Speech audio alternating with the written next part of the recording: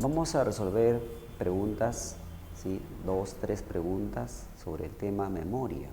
Y las preguntas que vamos a analizar se refieren básicamente sobre las formas de almacenamiento o tipos de memoria. Son sinónimos. Tipos de memoria es lo mismo a decir formas de almacenamiento. Sabemos que existen tres tipos de memoria. Memoria sensorial, memoria de corto plazo y memoria de largo plazo.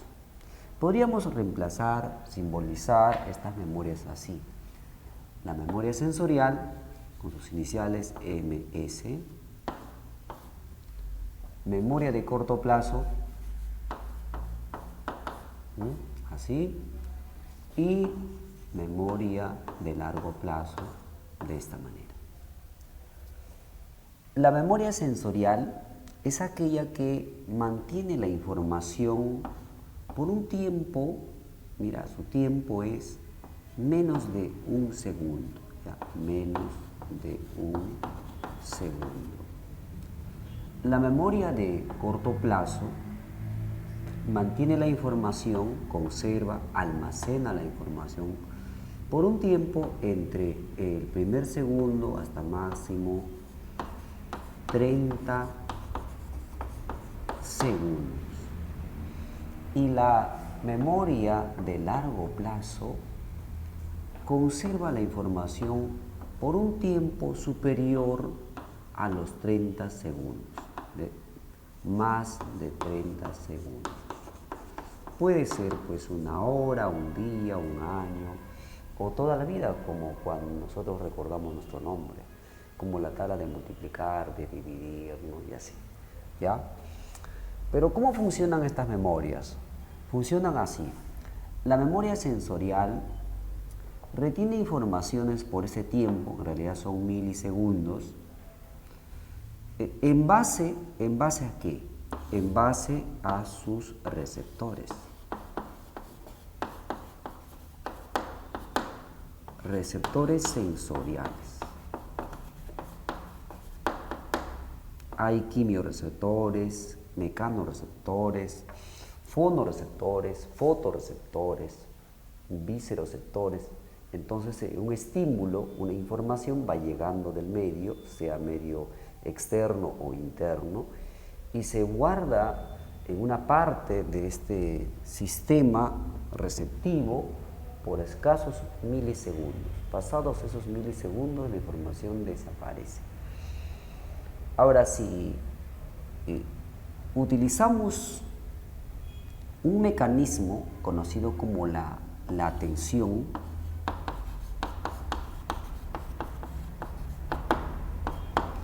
esa información que se encontraba en los receptores sensoriales podría pasar a la memoria de corto plazo. Entonces, el mecanismo de control de la memoria sensorial es la atención. La atención funciona como un filtro de la información para que esa información pueda pasar y mantenerse por un tiempo mayor al segundo. Ese es el tiempo. Si la información pasó de esta memoria a la memoria de corto plazo, esta memoria también necesita de un centro nervioso. Ese centro nervioso especial es el hipocampo. Y para que funcione bien el hipocampo, también se necesita de un mecanismo de control. Ese mecanismo de control es la repetición. La información que ha llegado debe ser repetida una y otra vez para que se vaya consolidando. Por ejemplo, si una persona te dijo su nombre y necesitas recordar el nombre, repites una vez, otra y otra y otra, y así se va guardando la información, mientras que buscas un lugar donde anotar el nombre. Ahora, si el hipocampo es bueno y se ha repetido bien, entonces esta información que está conservada en este tiempo podría superar los 30 segundos, es decir, pasó a esta forma de almacenamiento. memoria de largo plazo. Y para que la información aquí pueda consolidarse, también se necesita de un mecanismo. Ese mecanismo se denomina codificación. O también, por la forma como se va construyendo la información para que tenga sentido, se puede llamar ensayo. Ensayo elaborativo. Ensayo elaborativo. Ahora, algunos sinónimos. ¿Sí? Algunos sinónimos. A la memoria de corto plazo también se le llama memoria primaria. A ver, voy a anotar aquí para que recuerdes. Memoria primaria. Memoria limitada. ¿Por qué limitada? Porque hay un tiempo de conservación de la información. Hay un tiempo, mira, límite, o sea, limitada. Además, porque la cantidad de información que conserva, que guarda, no es mucho. El número mágico es 7. Seguramente lo recuerdas. 7 más menos, ¿cuánto? 2. 7 más menos 2 unidades de información. Está limitado, pues. Máximo 9, mínimo 5, para estar en el rango de la normalidad. Esta memoria puede conservar 6 palabras, 8 palabras, 8 números, 8 unidades de información. Entonces, en ese sentido, la memoria de corto plazo también se llama memoria limitada.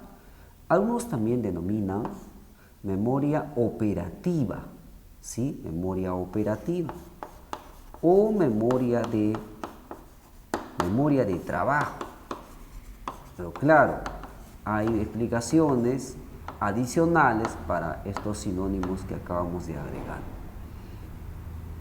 Bien, a la memoria de largo plazo también se le llama así, memoria permanente. Permanente porque la información puede mantenerse durante todo el tiempo, permanente. También se llama memoria por su capacidad, debido a que nunca se llena, podemos llamar memoria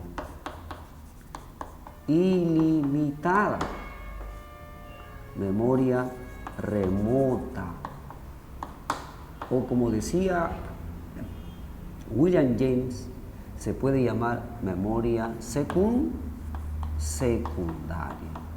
y otros sinónimos que ya ustedes conocen. La memoria que más se ha evaluado en el examen de admisión es sobre esta memoria de largo plazo. Es que saben que esta memoria, ¿sí? Esta memoria se divide en dos, o sea, hay dos tipos de memoria de largo plazo, ¿verdad? Hay dos tipos. La memoria, podemos decir aquí de esta forma, la memoria explícita, también llamada memoria verbal o declarativa, memoria explícita, verbal o declarativa. ¿Por qué se denomina así? Porque lo que se recuerda se puede hablar, se puede verbalizar, podemos escribir. Por ejemplo, recuerdo el poema 20 de Pablo Neruda. Entonces estoy recordando y puedo escribirlo, puedo expresar, puedo hablar. Entonces, explícita o declarativa. Y la otra memoria es llamada memoria implícita. Implícita o no verbal, no declarativa. Porque el recuerdo no es un recuerdo consciente, es un recuerdo automático. Y en cada una de estas memorias hay dos subtipos. Seguramente que ya lo estás recordando, de hecho. ¿Sí? Hay dos tipos.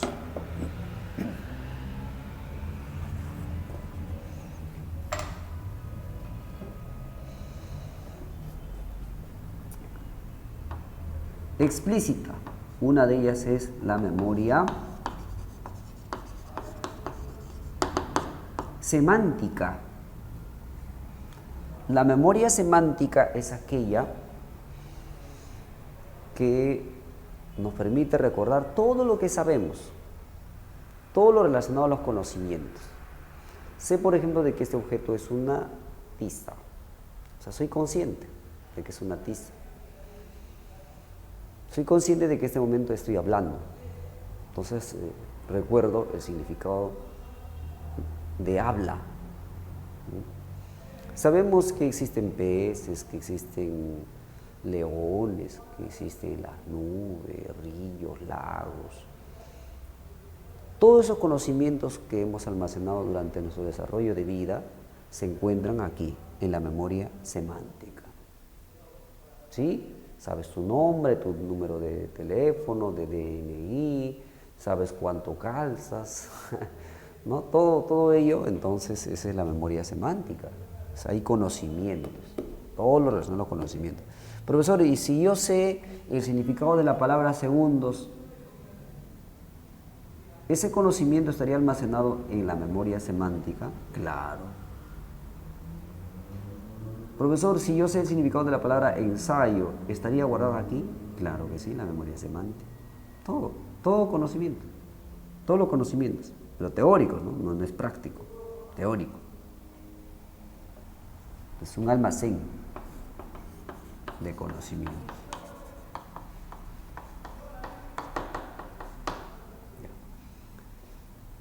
También aquí se encuentra la memoria episódica. A esta memoria también se le llama autobiográfica. Esta es aquella que nos permite recordar nuestras experiencias. Cuando digo nuestras, me refiero a experiencias personales. O sea, es tu experiencia. Tienes muchas experiencias. Por ejemplo, recuerdo que hoy, hace una media hora, estuve desarrollando clases con un grupo de estudiantes. Entonces es parte de mi biografía. Recuerdo que la semana anterior a esta clase, o sea, a este desarrollo del tema, estuve en la Universidad Nacional San Marcos, participando de la charla de orientación vocacional.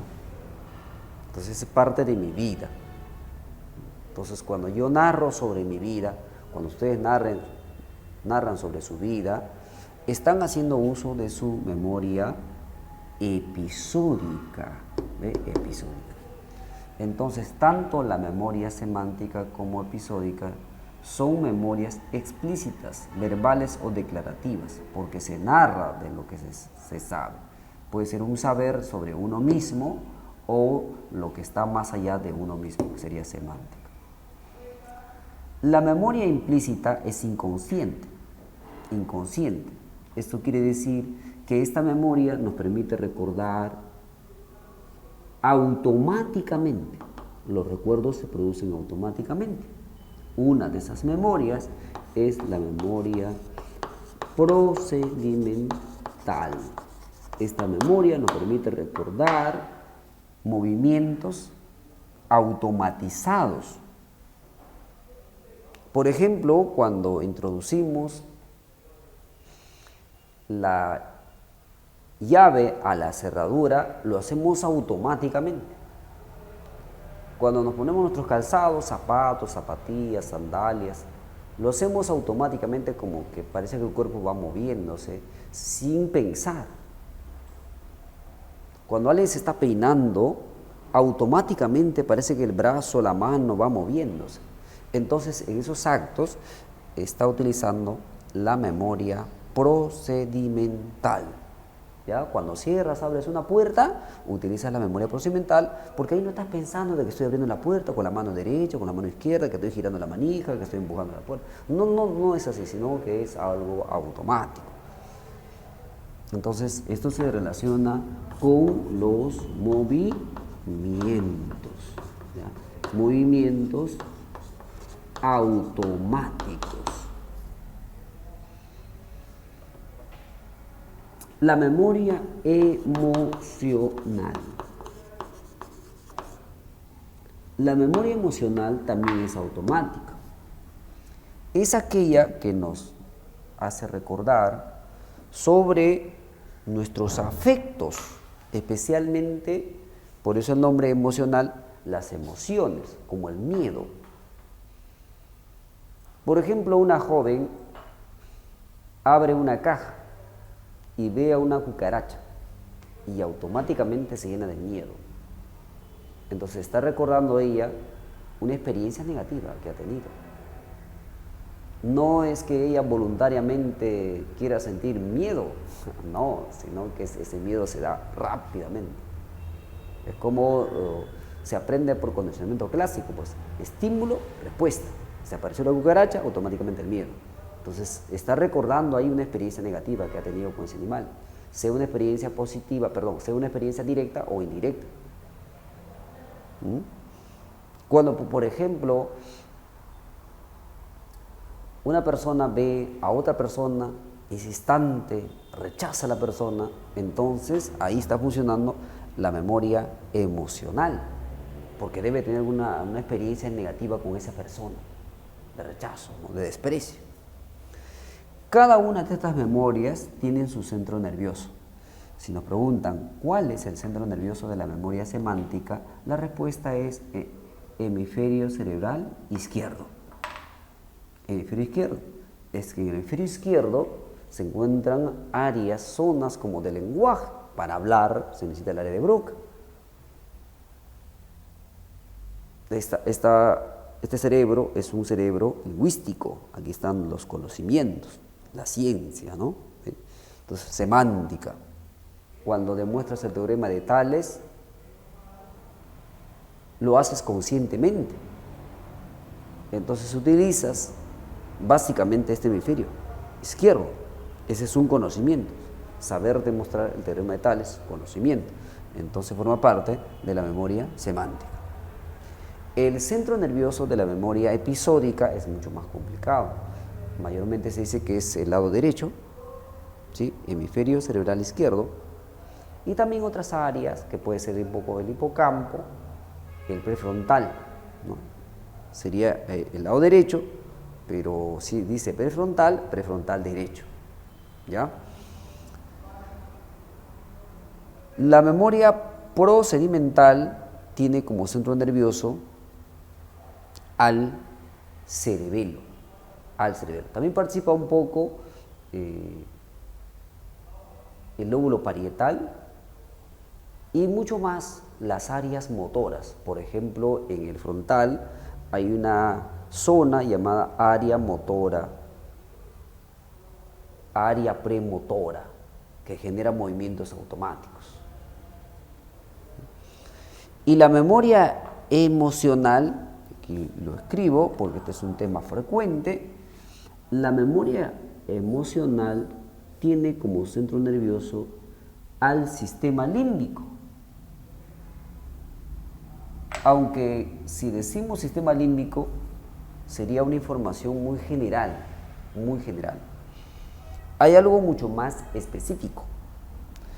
Mucho más específico es la amígdala. La amígdala cerebral. Entonces, el centro nervioso de la memoria emocional es la amígdala cerebral.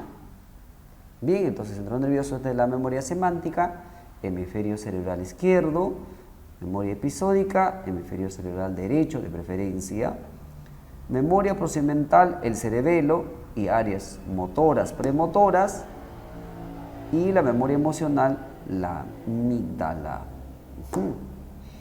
Ahora vamos a responder las preguntas, ¿sí? Vamos a responder las preguntas.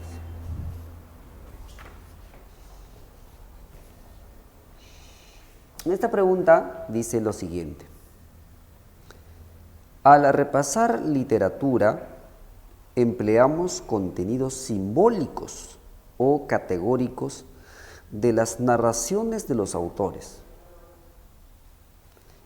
Estos contenidos son almacenados en la memoria episódica, icónica, procedimental, semántica, implícita. Si dice que hay que repasar literatura y en literatura empleamos contenidos simbólicos, categóricos, si dice categóricos quiere decir que hay significado. Entonces, cuando repasamos algunos conceptos literarios, para entender los mensajes necesitamos saber qué significa cada uno de esos conceptos. Y la memoria que nos permite almacenar conceptos y recordar el significado de los conceptos es la memoria. ¿Qué memoria? Semántica. Memoria semántica. ¿Qué tipo de memoria es la que nos permitiría evocar un conjunto de anécdotas o acontecimientos significativos de nuestra infancia? Para recordar nuestras experiencias de infancia necesitamos, obviamente, de la memoria de largo plazo, porque es una experiencia bastante anterior, bastante antigua. Por ejemplo, si yo recuerdo de mi infancia, pues es un tiempo muy lejano, ¿no? Sí, bastante lejano. En cambio ustedes, no, pues como son todavía bebitos, bebitas, ya su infancia es hace poquito, recién le han quitado sus pañales. Entonces la pregunta es, ¿cuál es el tipo de memoria que nos permite recordar nuestras anécdotas? Si son nuestras anécdotas, quiere decir que forman parte de nuestra experiencia, nuestra biografía, ¿verdad? Por lo tanto, la memoria sería episódica, memoria episódica. Mi abuelo me cuenta anécdotas de su vida cuando de joven fue militar y viajó por muchos lugares del Perú. Mi abuelo está haciendo uso de los contenidos almacenados en su memoria. Si el abuelo nos está contando sobre sus anécdotas de la vida militar, esa es su vida militar, o sea, es su biografía. Entonces creo que ya tiene la respuesta, es memoria de largo plazo episódica. Episódica. La evocación, o sea, el recuerdo de lo que significa la Guerra Fría, recordar qué significa Guerra Fría o qué significó Guerra Fría. Para un estudiante como ustedes, preuniversitario, evidenciaría la presencia de la memoria de qué tipo. Entonces, ¿cuál es la memoria que me permite recordar, que nos permite recordar qué significa Guerra Fría?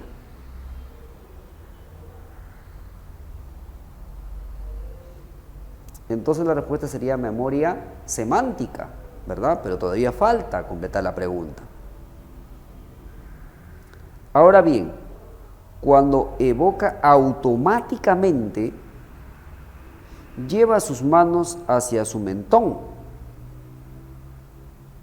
lo cual ejemplificaría la memoria de qué tipo. O sea, recuerda qué significa Guerra Fría, pero en ese momento automáticamente está llevando sus manos hacia su mentón. Si lo hace automático quiere decir que no es consciente, por lo tanto no puede ser la memoria explícita, es implícita.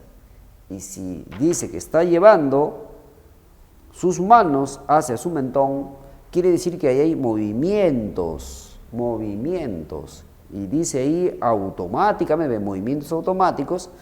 Eso significa que está utilizando la memoria procedimental. Está utilizando la memoria procedimental. Por lo tanto, la respuesta de esta pregunta es la C. La C de casita, semántica procedimental. Hola, esta vez vamos a resolver dos preguntas sobre el tema pensamiento, pero para ello previamente vamos a recordar algo, acá un poco de teoría. ¿El pensamiento qué es? Se considera que el pensamiento es la representación simbólica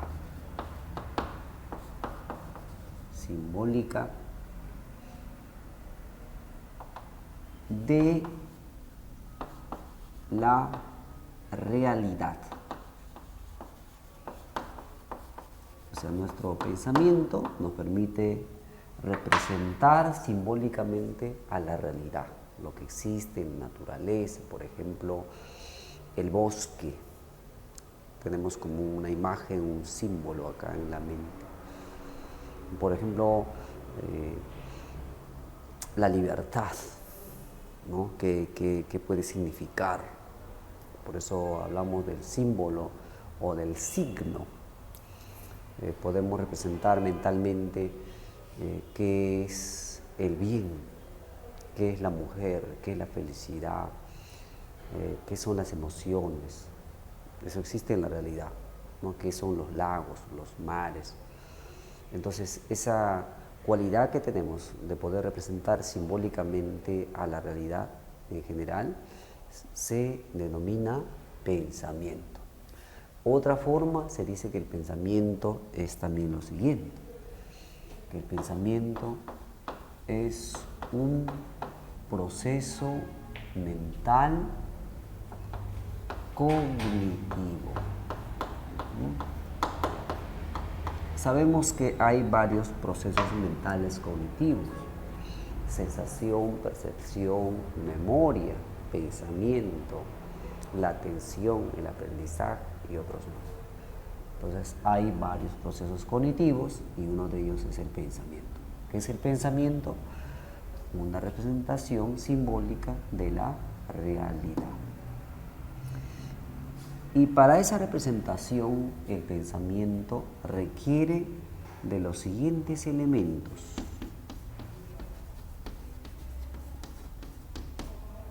Creo que sí estás recordando cuáles son esos elementos del pensamiento.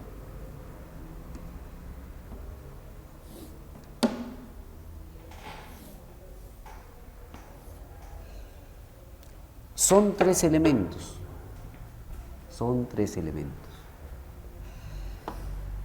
El pensamiento utiliza el lenguaje, ¿qué más? La imagen y el concepto, ¿no? Lenguaje, imagen, concepto. Si falta uno de estos elementos, ya no es posible el pensamiento. Así como también el pensamiento tiene funciones, dos funciones, la función simbólica o representacional y la función elaborativa. Quien ha sostenido que una de las funciones del pensamiento es la función simbólica es Piaget, Jean Piaget. La definición de pensamiento que hemos presentado también está muy relacionada a las ideas de Piaget. Entonces, simbólica quiere decir una representación de las cosas. Y según Piaget, esa representación no siempre es de la misma manera, dependiendo de las etapas del desarrollo, varía. Por ejemplo, un niño de 3 añitos representa a una planta como si sería una planta que tiene sentimientos, que tiene emociones, que tiene intenciones.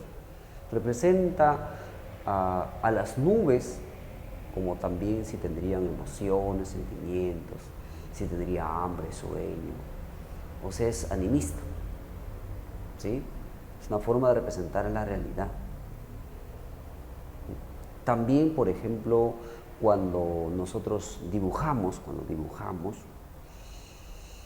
estamos representando la realidad, como lo hace un niño cuando dibuja a su papá, a su mamá, a su familia. Esa es la imagen gráfica. También cuando imitamos, cuando el niño imita al padre, por ejemplo, cuando imita al perro, cuando nosotros, por ejemplo, empezamos a mover nuestros brazos así como si seríamos un cóndor, ¿no? Así. Entonces estamos representando a esa realidad de función simbólica o representación. Hay otra función, la función elaborativa. Dentro de ella está la formación de conceptos, conceptuar,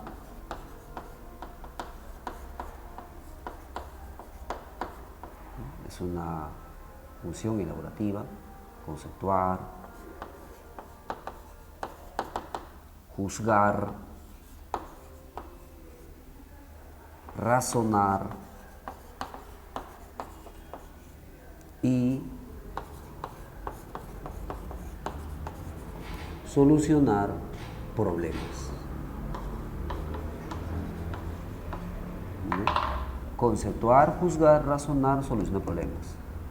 Entonces, 4 son las funciones elaborativas del pensamiento. Repito, conceptuar, juzgar, razonar y solucionar problemas. Conceptuar quiere decir formar conceptos, lograr formar conceptos. Conceptos. Juzgar significa la formación de juicios. Un juicio es una oración.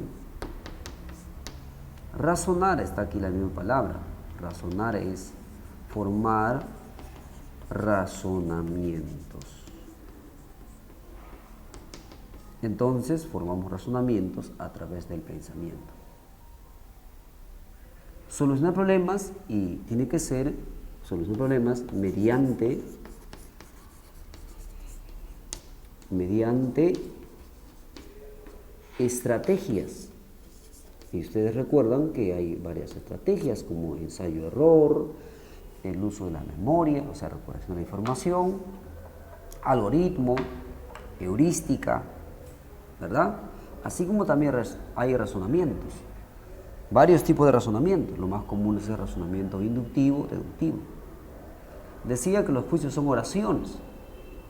Una oración, por ejemplo, es: el zorro es carnívoro. Es un juicio. Conceptos. De aquí quiero centrarme un poquito. Los conceptos se forman de dos maneras. Conceptuar puede ser mediante la abstracción, o sea, una formación de conceptos por abstracción,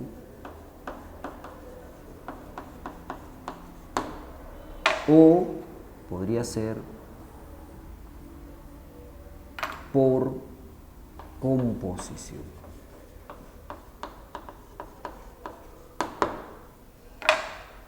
Se forman conceptos por abstracción o por composición. ¿Cuándo hay una formación de conceptos por abstracción? Cuando nosotros objetivamente captamos esa realidad y lo tenemos acá en la mente. Por ejemplo, el concepto libro. No importa si el libro es de geometría, trigonometría, de biología, de sociología, antropología, simplemente el libro.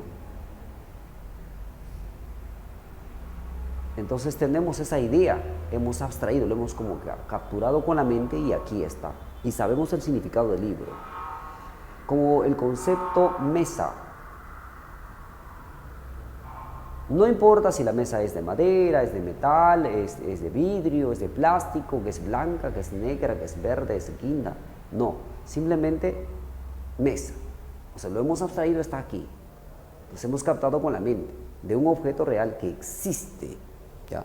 Entonces abstracción viene a ser la formación de conceptos de un objeto existente, o sea, que sí hay, ¿ya? Que sí existe en la realidad. Y cuando el concepto se forma por composición, cuando nos formamos un concepto de algo que no existe realmente, que no tiene un referente real de lo no existente. Por ejemplo, el concepto de alma. ¿Cómo vamos a demostrar que hay alma? Está difícil. El concepto de qué puede ser, de como aparecen clásicamente en los distintos libros, el concepto de sirena. ¿Realmente hay sirena? ¿Hay minotauro? ¿Hay centauro? Entonces no existe eso en la realidad, no hay. Por ejemplo, el concepto de Goku, no hay. De Hulk, que es supuestamente un hombre, ¿no? Fuerte, ¿no? Poderoso, cuando se molesta ya sabes lo que hace. Ese es un concepto por composición. Entonces la diferencia entre el concepto por abstracción y por composición es que cuando es por abstracción es de algo real, que sí existe. Por ejemplo, el concepto de vaca, es que la vaca existe. En cambio, el concepto de Winnie Pooh, eso no existe, no hay Winnie Pooh. El concepto de, ¿cómo se llama este dinosaurio? Barney, no existe realmente Barney. No hay un dinosaurio así. No lo encontramos. ¿Ya? Esa es la diferencia entre formar un concepto por abstracción y por composición. Y algo adicional a lo que estamos recordando es sobre las formas o tipos de pensamiento. El pensamiento puede ser clasificado según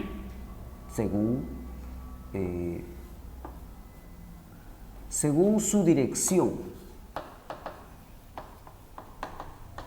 ¿sí? Según su dirección. Y esto bien lo recuerdas. Hay un pensamiento ya llamado pensamiento convergente. Pensamiento convergente. Y hay otro pensamiento llamado pensamiento divergente. Al pensamiento convergente se le llama también pensamiento vertical y al pensamiento divergente lateral u horizontal. Quien ha llamado pensamiento convergente y divergente es Guilford. Y quien ha buscado un sinónimo de estos dos pensamientos es Edward de Bono. Edward de Bono es quien llama al pensamiento convergente pensamiento vertical y al pensamiento divergente pensamiento lateral. Entonces, esta es una de las formas de clasificar el pensamiento. Y si alguien me está preguntando, profesor, ¿y cuándo el pensamiento es convergente? Cuando este pensamiento soluciona problemas que son tradicionales. Por ejemplo, cuando alguien me dice, ¿cuántas sílabas tiene la palabra papá? Yo digo 2. Para responder he utilizado el pensamiento convergente. Si alguien me dice de cuántos colores podría pintar una puerta de madera, para responder a esa pregunta utilizaría el pensamiento divergente. ¿Por qué, profesor? Porque hay muchas maneras, formas de pintar a esa puerta de madera. Puedo hacer varias combinaciones. Tal vez unas líneas aquí amarilla, verde, azul, no sé, de ahí a otros trazos, no sé. Los combino de muchas maneras, de muchas formas hay. Entonces es divergente. También el pensamiento puede ser clasificado según su coherencia. Pues aquí hay dos. El pensamiento lógico y el pensamiento no lógico. El pensamiento lógico es también llamado pensamiento racional. ¿Por qué? Porque este tipo de pensamiento nos permite explicar las cosas objetivamente. O sea, tal cual sucede. Por ejemplo, cuando digo que el burro tiene 4 patas, mi pensamiento es lógico porque así ocurre en la realidad. Cuando digo que el agua puede llegar a hervir a los 100 grados centígrados, entonces el pensamiento es lógico porque se puede dar en la realidad.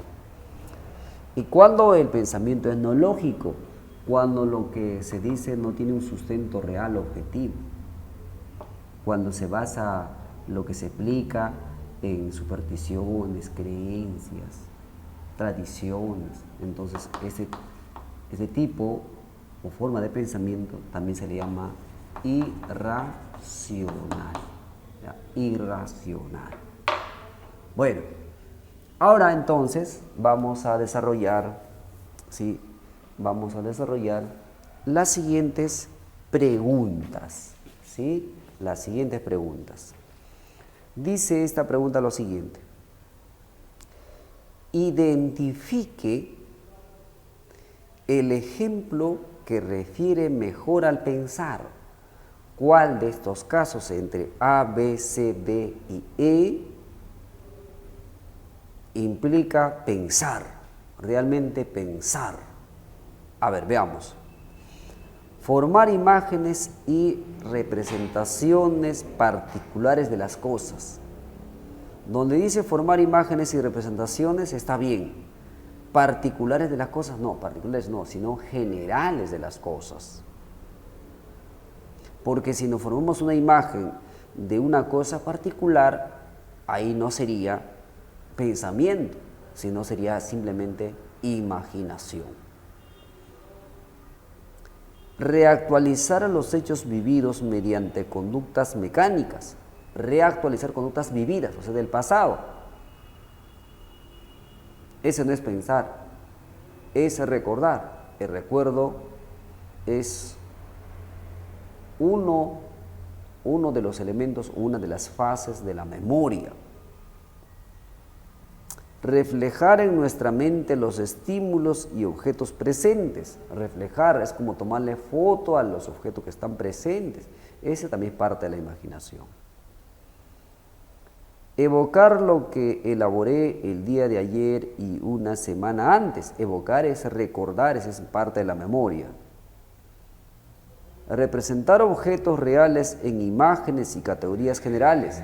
Esa es la respuesta. Entonces la alternativa correcta es la última, enano. Nancy es una estudiante de psicología. Psicóloga, está bien. Que está reuniendo ejemplos de conceptos. Está reuniendo ejemplos de conceptos. Es decir, está aquí dentro de la función, función elaborativa del pensamiento. ¿Por qué, profesor? Porque ya hemos dicho que una de las funciones elaborativas del pensamiento es formar conceptos, conceptual.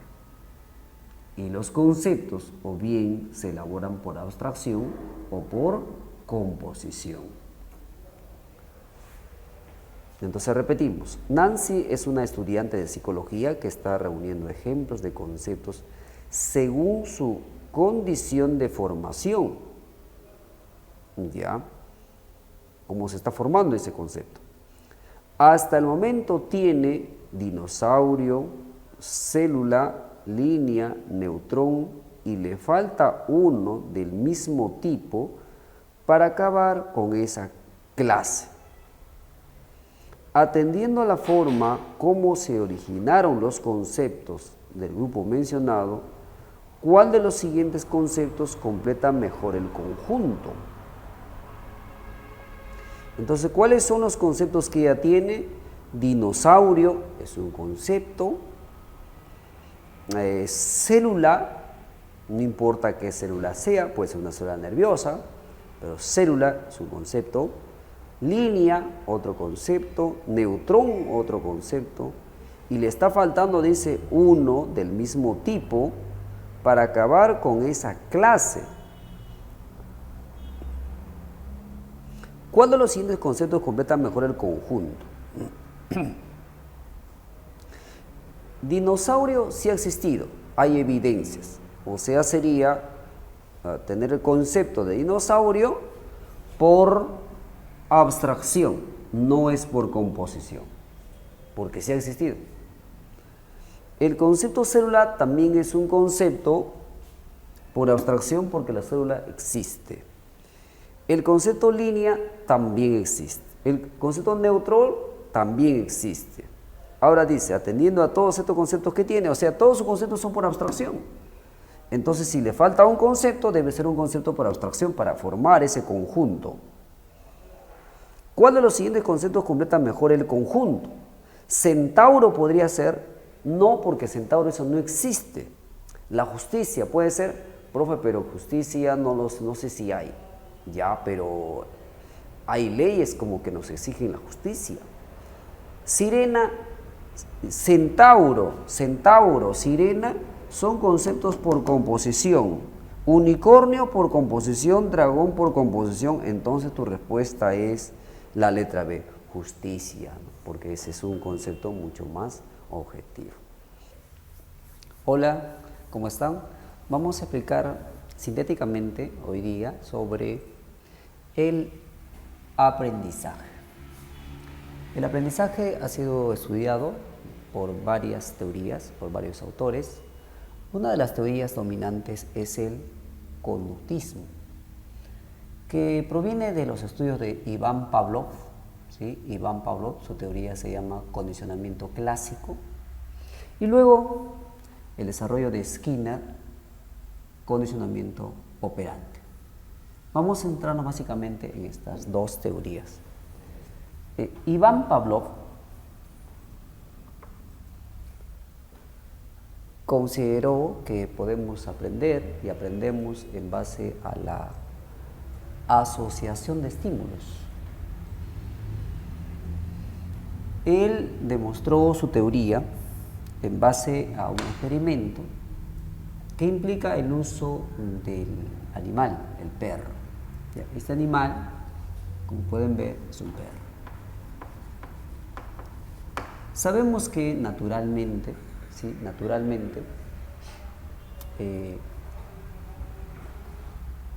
El perro saliva ante la comida.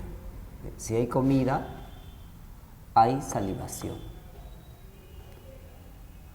En esa teoría,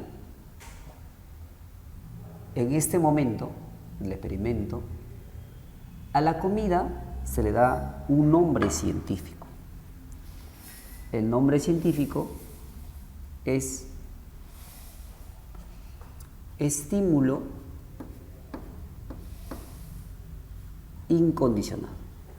Repito, en el experimento de Pavlov, cuyo resultado se denomina condicionamiento clásico, que es una teoría que explica el aprendizaje, a la comida se le denomina estímulo incondicionado. La comida, naturalmente, ¿qué genera la salivación? Esto va, digamos así. A la salivación se le da un nombre científico. Es la respuesta incondicionada. Entonces, la respuesta incondicionada en esta fase del experimento se produce ante el estímulo incondicionado. O de otra manera, si hay estímulo incondicionado, hay respuesta incondicionada. Esta respuesta a la salivación no es una respuesta aprendida, es una respuesta innata. O sea, nace el animal así.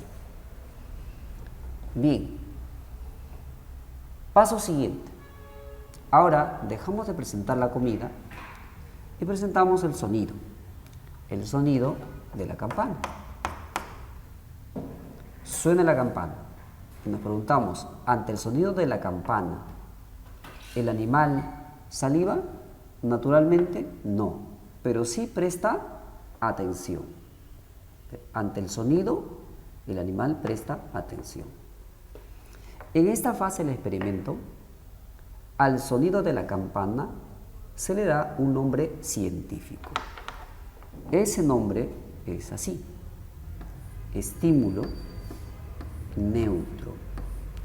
Estímulo neutro. Y a la atención también se le da un nombre científico: respuesta de orientación. Respuesta de orientación. Entonces, el estímulo neutro genera la respuesta de orientación. O de otra manera, la respuesta de orientación se produce solamente ante el estímulo neutro. Entonces, así ven. ¿No? Ya. Bien. Pasamos al siguiente momento, a la siguiente fase. Fase 1, 2 y ahora 3.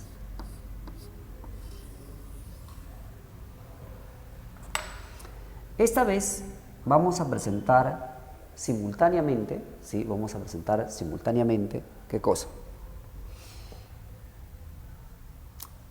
A la comida y al sonido. Repito, vamos a presentar simultáneamente a la comida y al sonido de la campana. Pero ya sabemos sus nombres. La comida se denomina estímulo incondicionado.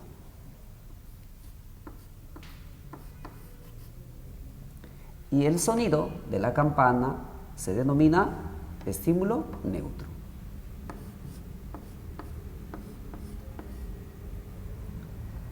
En el experimento se presenta a ambos estímulos simultáneamente. Ante la presencia simultánea de estos dos estímulos, ¿qué pasa con el animal? Saliva. ¿Por qué saliva? Por la presencia de la comida. Y también ya sabemos qué nombre científico tiene la salivación. Acá está. La salivación se denomina respuesta incondicionada. Entonces, ante la presencia tanto del estímulo incondicionado como del estímulo neutro, se produce la respuesta incondicionada. A este hecho de presentar simultáneamente ambos estímulos se le denomina asociación. ¿Ya? Se le denomina asociación. ¿Ve? Asociación de estímulos. Y justamente este es el principio del aprendizaje según el condicionamiento clásico. Repito, el principio del condicionamiento clásico que explica el aprendizaje es la asociación de estímulos. Este procedimiento en el experimento de Pavlov se repitió un día, otro día, otro día.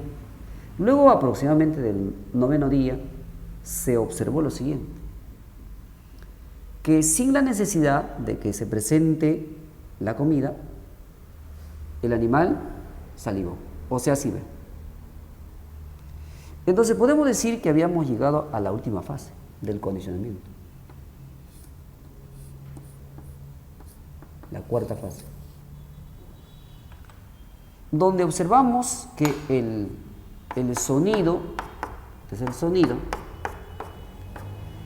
sonido de la campana está generando la salivación. Entonces, cuando el sonido genera la salivación, como lo hacía la comida, el estímulo incondicionado, en un principio, ¿ve? Ahí está. A este sonido, que lo habíamos llamado estímulo neutro, le cambiamos de nombre. Se denomina estímulo condicionado. Y a la salivación, que lo hemos llamado respuesta incondicionada, dejamos de llamarla así. ¿Para qué? Para llamarla así, respuesta condicionada. Entonces, la respuesta condicionada se produce solamente ante el estímulo condicionado. Y esta salivación no es una salivación como esta, porque esta es una respuesta innata. Decíamos, naturalmente, el animal saliva ante la comida. Si siente hambre, está de hambre. Si hay comida, hay salivación. Pero naturalmente el animal no saliva, como se ha demostrado aquí, ante el sonido. Ante el sonido no hay salivación. Pero como hemos asociado varias veces comida, sonido, entonces el animal ha relacionado que la presencia del sonido implica la presencia de la comida. Por ello es que cuando escucha el sonido, saliva. Entonces, esta salivación es una salivación aprendida. La respuesta condicionada demuestra que el sujeto aprendió. Y si nos preguntamos, ¿y de qué nos sirve aprender, recordar el experimento de Pavlov? Porque, ¿por qué tenemos que aprender? Nos sirve, ¿y por qué? Nos sirve para explicar nuestras conductas. Nosotros estamos condicionados por una variedad de estímulos. No solamente el animal aprende así, también el ser humano. Aprendemos muchas cosas por condicionamiento clásico, por asociación. Por ejemplo, un niño de 10 años se enteró que llegó su madrina de bautizo. Estuvieron en casa y la madrina, antes de irse, le dejó una propina. Llámelo 10 soles, 20 soles. Luego se fue. Y con esa propina, ese niño compró lo que le agrada, tal vez golosinas, frutas. Ahora, otro día, que haya pasado un mes, nuevamente llega la madrina. Están con la familia ahí y antes de irse ella, le deja la propina. ¿Te das cuenta ahora, en una próxima ocasión, cuando llega la madrina se va a alegrar? ¿Por qué? Porque tiene la idea de que le va a dejar propina, ¿verdad? Entonces, se está cumpliendo este principio, mira, la asociación de estímulos. Así. Entonces ha aprendido. Cada vez que la madrina llega a su casa, se alegra porque tiene la idea que va a recibir la propina. Así, por ejemplo, también en las mismas clases. Cuando llega un profesor, algunos estudiantes se alegran. ¿Por qué? Porque tal vez la clase del profesor es una clase amena, una clase donde hay bromas, claro, mesuradas. Entonces, la presencia del profesor implica sonrisa, porque se ha dado una ocasión y otra ocasión y muchas ocasiones tal vez. Así aprendemos. Entonces, aquí el esquema básico es entonces así, ¿no? Estímulo, respuesta. Estímulo, respuesta. Ahora bien, vamos a analizar una pregunta. ¿Te parece? Ya. Esta pregunta dice lo siguiente. Mientras le aplicaban una inyección intramuscular a Mireia, ella sentía el olor al alcohol con que le limpiaban la piel.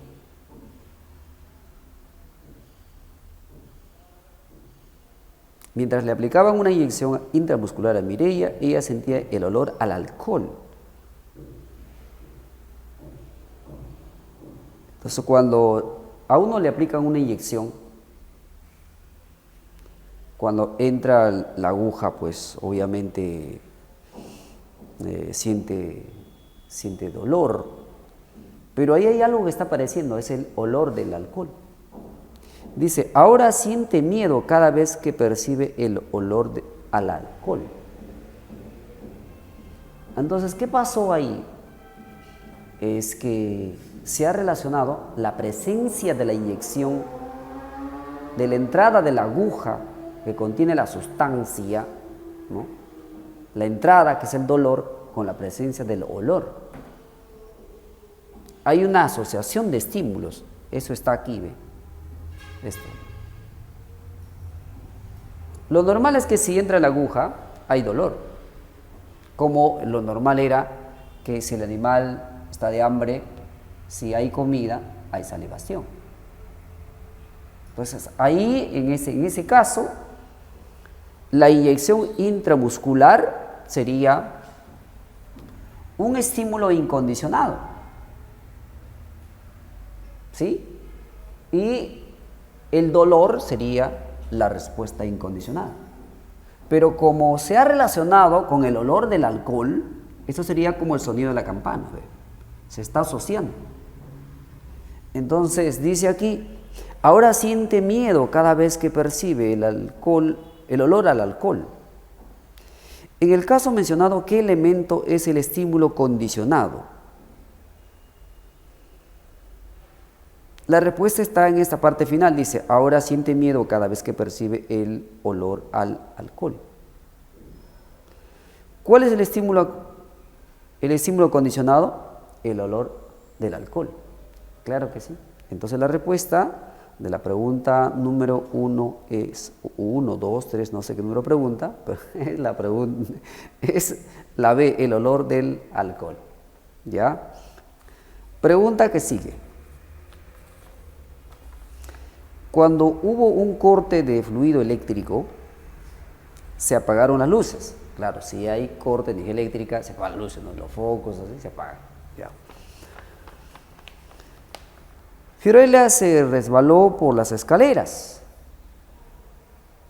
lo que le provocó mucho miedo y dolor. Cortaron la luz,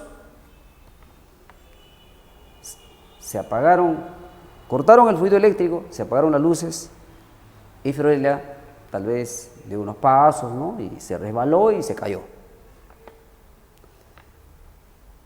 Lo que le provocó mucho miedo y dolor, claro, está a oscuras y además la caída le genera dolor. Ahora tiene miedo cada vez que apagan las luces. Ahora tiene miedo cada vez que apagan las luces. Respecto al caso anterior, señale los enunciados correctos. Entonces, aquí también hay una asociación de estímulos. ¿Cuál es? Estos estímulos, estímulo incondicionado, estímulo neutro.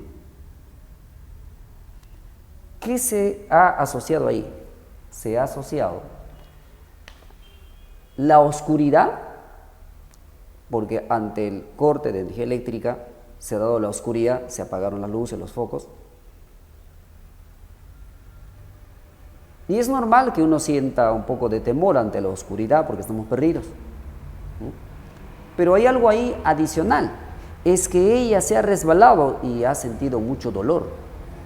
Se resbaló por las escaleras y esa caída le ha generado dolor. Entonces cuando estaba a oscuras, ¿ve? Cuando estaba a oscuras, sintió ese dolor, un dolor tan fuerte. Entonces dice, ahora tiene miedo cada vez que apagan las luces. Claro, la relación es ahí, oscuridad, dolor, o sea, caída por la escalera. Ahora, puede estar, no solamente en la escalera, puede estar en cualquier lugar, o sea, en la sala. Está a oscuras y podría caerse. Entonces siente miedo. Eso es lo que está pasando. Respecto al caso anterior, señale los enunciados correctos. Primero, el estímulo condicionado es la oscuridad. ¿Eso es verdadero o falso? El estímulo condicionado sería la oscuridad, ¿sí o no?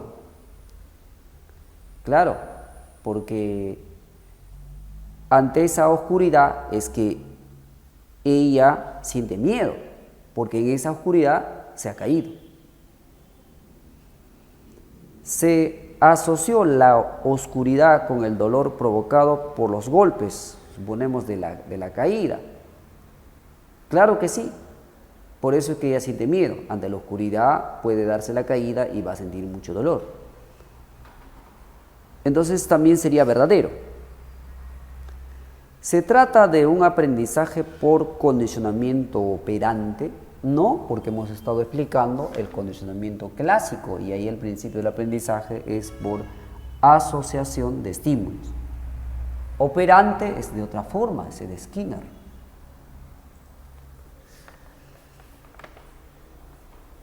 Veamos la siguiente pregunta.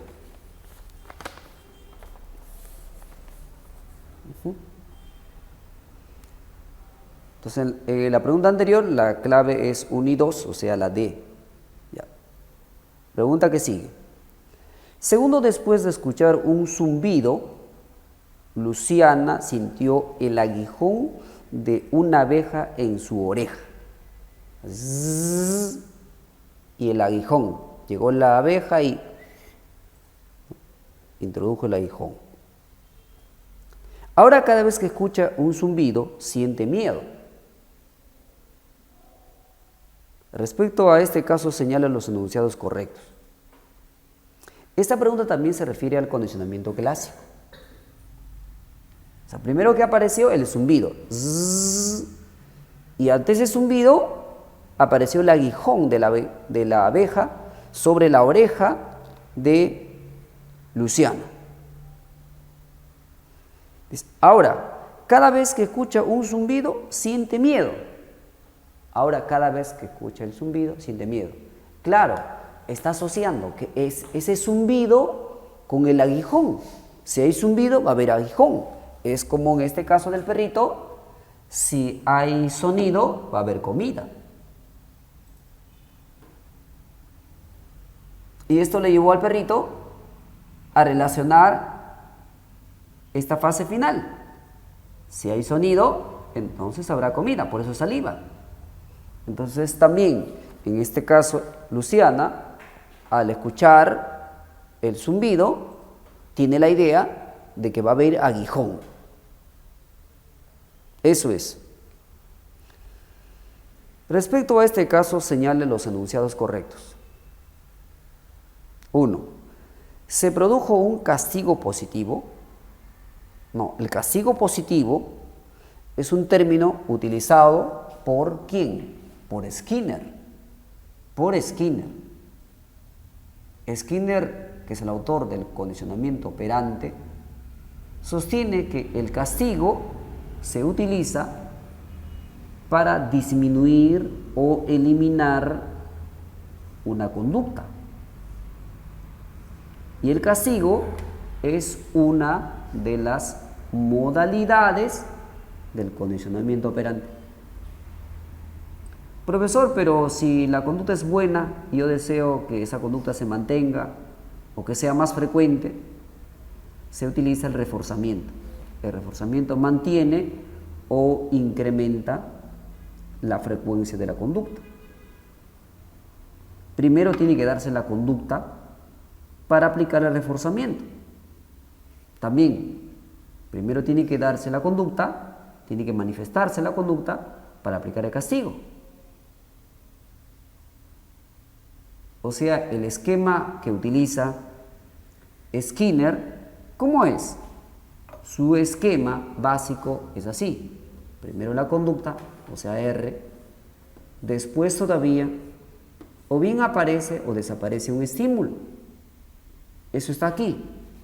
Respuesta operante y el estímulo consecuente. RE. Pero en nuestro caso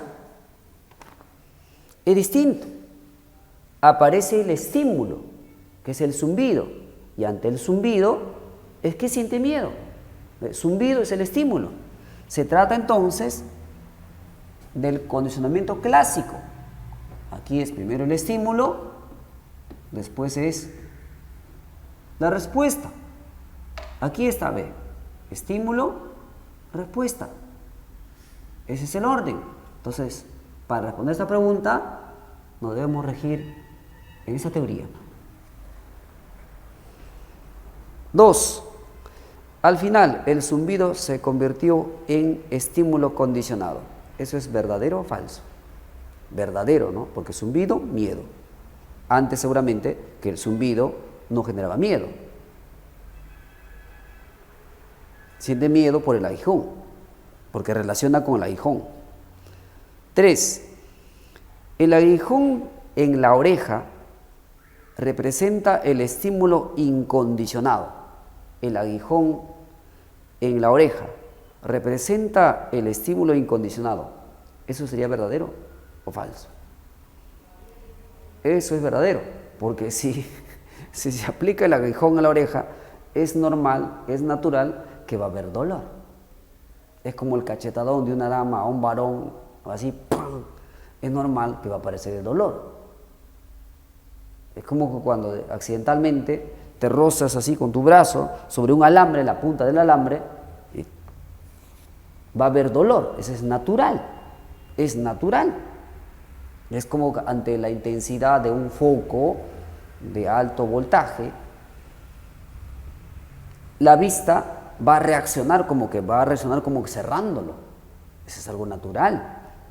Entonces, ¿el aguijón en la oreja representa el estímulo incondicionado? Sí, pues, estímulo incondicionado, como en este caso, naturalmente, la comida, estímulo incondicionado, genera la salivación, la respuesta incondicional. Entonces, eso es verdadero.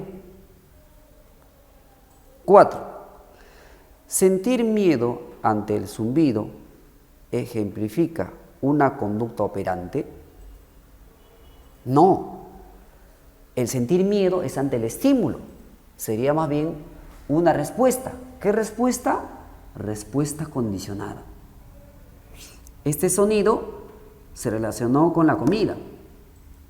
Similarmente, el zumbido de la abeja se relacionó con el aguijón. Entonces ahora ese zumbido, que es como este sonido, el zumbido es el estímulo condicionado. Y ese miedo que siente es la respuesta condicionada. Ha aprendido por asociación de estímulos. Entonces, ¿ese es conducta operante? No, la conducta operante sería por acá, condicionamiento operante, ese es falso. Entonces, la alternativa correcta es la E de enano.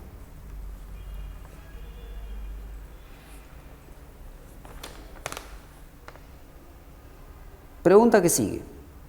Para responder esta pregunta necesitamos, Para esta pregunta necesitamos recordar un poco la teoría del condicionamiento operante. Veamos. Primero, como decíamos, Skinner es el autor del condicionamiento operante.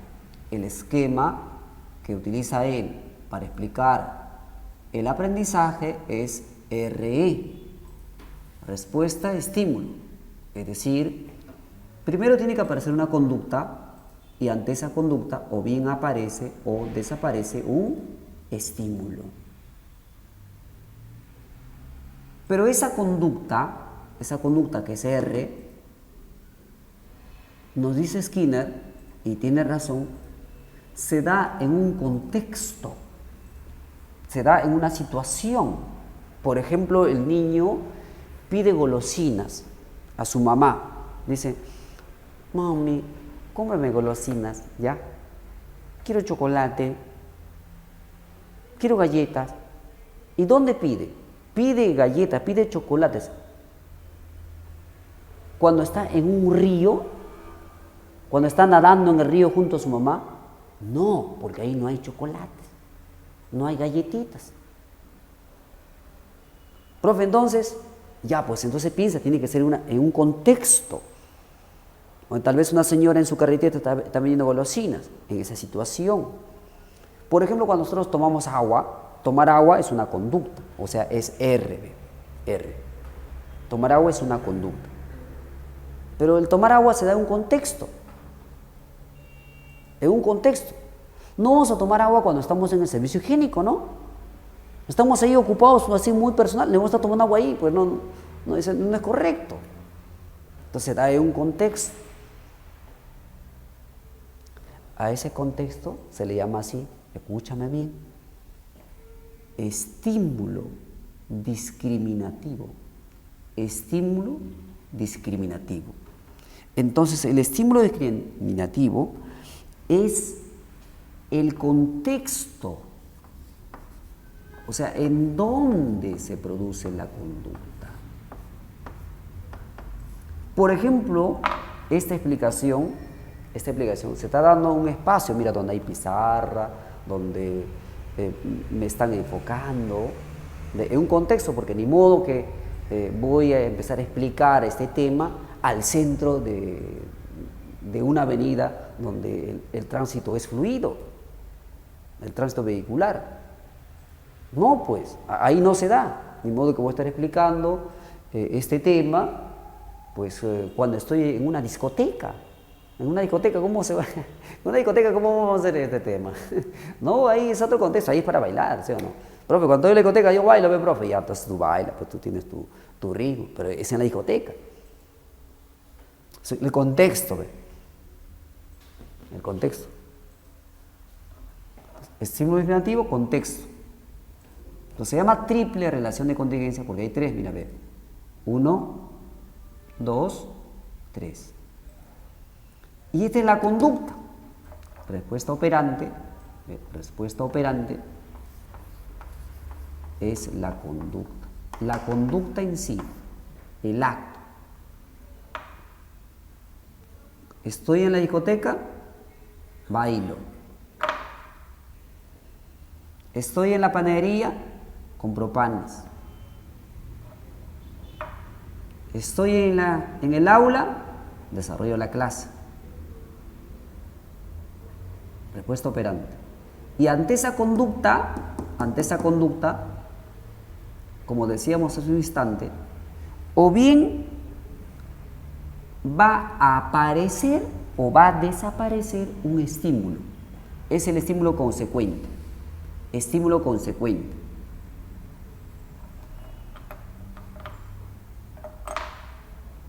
Entonces aquí decimos simplemente consecuencia.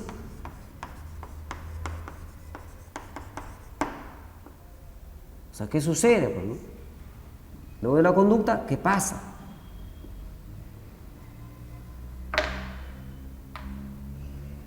Es como, por ejemplo, un estudiante en plena explicación de la clase, en una clase presencial que hace el profesor, se pone de pie, ¿no? Se pone de pie, así estaba sentado, se pone de pie y se estira todavía así, estoy cansado. Así cuando está explicando el profesor. Esa es su conducta. Entonces el profesor, medio militar él, ¿qué puede decir? Bien, parece que tu conducta no es la conducta adecuada. 50 planchas. Esta es la consecuencia. El estudiante dice una grosería. ¿Ve? El profesor decide retirarle del aula y que vaya a dirección, al departamento psicológico para que llamen a su padre, para que se entere de que su hijo dice groserías. Es la consecuencia. El estudiante obtuvo una alta calificación, desarrolló el problema rápido, dice, profesor, mira, yo lo desarrollé, mira, profe, conducta. Y ahora vamos a ver la consecuencia. Si el alumno desarrolló el problema como de geometría rápidamente, rápidamente, dice, profesor, mira, ya he resuelto, aquí está con su hojita, se acerca. Va a haber una consecuencia, va a haber una consecuencia. Y depende de la consecuencia para que esa conducta se mantenga o desaparezca. Porque tal vez el profesor dice, ya pues está bien, ese es tu deber. ¿Qué nuevo es eso? Tenías que resolver, ¿no? Anda, vaya a sentarte. Ese profe es maloso. Pero si le dice, ¿sí? ¿Te salió? ¡Qué bien, hijo! Este es mi alumno. Esa es la consecuencia, es buena. Entonces, si se ha dado la conducta y nosotros deseamos que esa conducta se mantenga o que sea más frecuente, ¿qué debemos hacer según Skinner? Aplicar el reforzamiento. Esa conducta debe ser reforzada. Pero si la conducta es mala, hay que castigar. Hay que castigar. Y hay dos formas de reforzamiento como dos formas de castigo.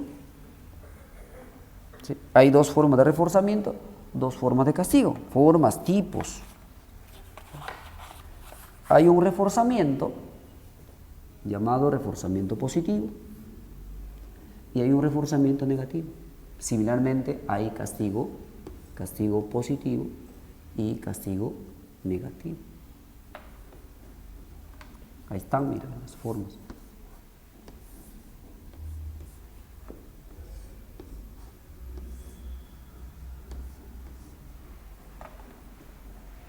El castigo positivo es ¿qué? Perdón, el reforzamiento positivo, ¿qué es? Es un premio, algo que le gusta. Ese es un premio, se le da un premio. Si actuó bien, le damos un premio. Pero también a veces actuamos, o sea, conducta, para eliminar algo malo. Entonces, el reforzamiento es negativo cuando se actúa y desaparece un estímulo desagradable. El reforzamiento es negativo cuando desaparece lo desagradable. Por ejemplo,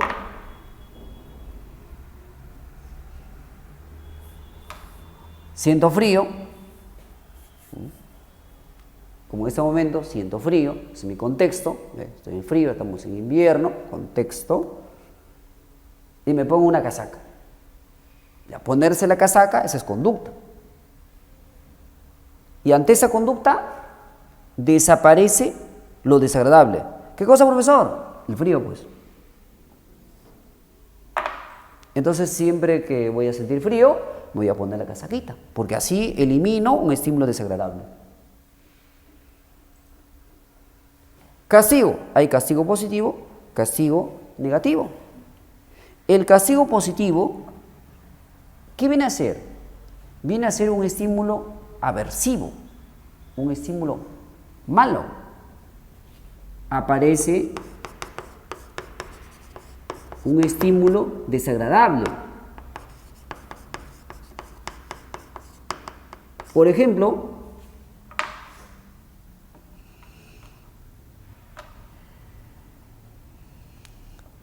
el perrito, al estar jugando con el niño, le mordió al niño. El niño llora desesperadamente. Entonces, el padre del niño se descontrola y golpea al animal. Ya, ese es un estímulo aversivo. O como el caso anterior decíamos, el niño dijo una grosería. El padre se amarga, saca la correa y ¡pam!, lo aplica. Ese es el castigo positivo. Aparece un estímulo aversivo, algo malo. Y la pregunta es, ¿el castigo positivo es algo bueno? No, porque ¿cómo vamos a corregir las conductas así a golpes, a gritos? Genera un trauma. Entonces hay una alternativa. Cuando nosotros deseamos que la conducta disminuya o que esa conducta debe desaparecer, debemos utilizar el castigo negativo. El castigo negativo o el castigo es negativo cuando se le sustrae, cuando se le quita un estímulo agradable. Sustraer un estímulo agradable. Cuando, por ejemplo, el padre deja de darle propinas al hijo, el castigo es negativo, porque le está quitando al hijo algo que es agradable para él. Entonces, vamos a responder esta pregunta. Dice lo siguiente: cada vez que le invitan a un cumpleaños, Raulito lleva una bolsa con el fin de guardar allí los dulces que recibe. O sea, cuando él va a un cumpleaños, lleva una bolsa. Y en esa bolsa va a guardar los dulces, un montón de dulces. Respecto del caso anterior, señale los enunciados correctos. El estímulo reforzador son los dulces que recibirá en la fiesta. Claro, porque eso va a ser como un premio, es un reforzador positivo. El estímulo discriminativo es la invitación a la fiesta. Claro, cuando recibe la invitación es que él lleva la bolsita, ¿no? y va a ir a la fiesta. Porque si no recibe la invitación, no prepara su bolsita para ir así con esa bolsita a la fiesta, a los cumpleaños. Eso también sería correcto. La conducta operante es llevar la bolsa. Claro, está llevando la bolsa y de ahí que recibirá la golosina, o sea, el premio. Entonces también es verdadero. Entonces, en esta pregunta, la alternativa correcta es la C. 1, 2 y 3. Para la siguiente pregunta, recordemos algo brevemente, la teoría de Jerome Bruner. ¿Sí? Jerome Bruner. Ya, brevemente. Bruner dice, y a su teoría se llama aprendizaje por descubrimiento, que en primer lugar el aprendizaje no debe ser un aprendizaje memorístico, sino el aprendizaje debe ser un aprendizaje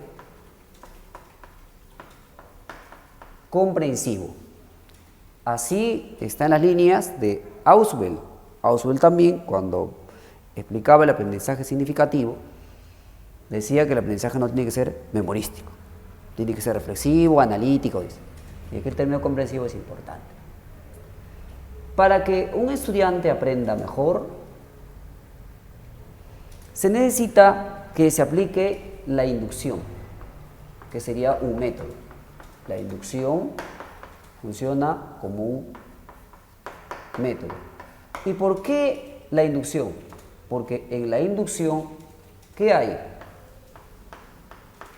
Hay observación, hay verificación, incluso hay lo que se llama comprobación. Por ejemplo, al niño la profesora le enseña que de los huevos pueden aparecer pollitos. Esa es la teoría. El profesor, ¿qué le brinda al estudiante? La teoría. La teoría viene del docente. Pero ¿qué debe hacer el niño para que aprenda realmente bien, para que comprenda, para que no se olvide? Porque si no, nada más aprende así, que del huevo salen pollitos, ¿no? Así, memorístico, es como que decir 2 por 2, 4, y no sabe por qué es 4. Dice 3 por 3, 9, y no sabe por qué es 9. No sabe que 9 porque 3 veces 3 sumados dan 9. O sea, no explica. Entonces tiene que primero comprender. Entonces si la profesora, el profesor, le ha dado la teoría, esa teoría debe ser verificada en la práctica. Mira, verificación. Por ejemplo, que observe que de la incubadora va a salir el polluelo. Entonces, ahí está la inducción, porque ahora va a decir, ah, ya, sí, tal vez tiene en su casa una gallina, la gallina ha incubado, salió el pollito. Y accidentalmente tal vez descubrió también que en su casa ahí hay palomas, y de los huevitos que estaban en el nido salió palomitas, o sea, los polluelos. Entonces ahora va a tener una idea, entonces de los huevos nacen pollitos, pueden aparecer pollitos. Esa es la inducción, pues, de experimentos específicos a la idea general. Por lo tanto, comprueba la teoría. Así aprende. Entonces, en esta pregunta dice, respecto a la teoría del aprendizaje propuesto por Jeremy Brunner, señale los enunciados correctos. 1. Enfatiza el uso del método inductivo en la enseñanza, totalmente verdadero, inducción. El docente debe reducir progresivamente las ayudas al estudiante, sí, porque le enseña una vez, pero solito el estudiante pues tiene que aprender, por eso descubre. ¿El estudiante debe memorizar información con exactitud? No, porque el aprendizaje debe ser comprensivo. ¿Propone la metáfora del anclaje? No, esa es la teoría de Vygotsky. Y también la teoría de Ausubel, básicamente Ausubel, quien decía que se aprende en base a los saberes previos. El nuevo conocimiento tiene que unirse con el saber anterior. Emiliano se ha dado cuenta que para leer un texto extenso como una novela, es muy útil hacer pequeños resúmenes al final de cada capítulo. Entonces, él sabe que cuando va a leer un texto como una novela, necesita hacer resúmenes. De tal forma que si pasan muchos días, podría retomar rápidamente la secuencia argumentativa al leer aquellas pequeñas anotaciones. O sea, ha estado leyendo un capítulo, otro capítulo, deja de leer porque tal vez tienen otras actividades, y ahora nuevamente va a retomar el texto, pero se da cuenta que es más fácil que pueda continuar si ha hecho anotaciones en los capítulos anteriores, anotaciones simples, y lo lee y ahora continúa más fácilmente, porque si no ha hecho anotaciones tal vez se olvida, pues, ¿no? En este caso, o sea, en el caso de Emiliano, el reconocimiento de esta estrategia que mejora su comprensión lectora ejemplifica el concepto de ¿qué? La respuesta es metacognición. Ese según Flavel. Para Flavel, cuando uno estudia, tiene que planificar. En su planificación tienen que estar los pasos que yo sigo. ¿Qué voy a seguir? Paso 1, paso 2, paso 3. También responde a una evaluación. ¿Cómo aprendo? ¿Qué hago yo cuando aprendo? ¿Cómo aprendo más en menos tiempo? Entonces, Flavel dice que la metacognición implica que el sujeto es capaz de narrar cómo es que aprende. Entonces aquí Emiliano se ha dado cuenta, él sabe cómo es que aprende, cómo hace cuando lee, por ejemplo, una novela. Así es. Entonces la alternativa correcta es la C. Bien, entonces eso fue todo por hoy. Hasta pronto.